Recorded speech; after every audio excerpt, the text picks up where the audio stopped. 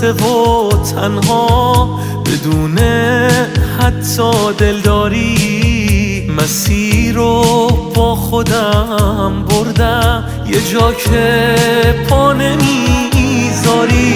خودم رفتم دلم پیشت، همه گفتن چه بی احساس، ولی هیچکی نمیفهمه چه رازا پشت این اشکاست. تو دور از من از تو دور، از این بدتر نمیشد که نه من چشماتو بوسیدم نه دستامون یکی شد که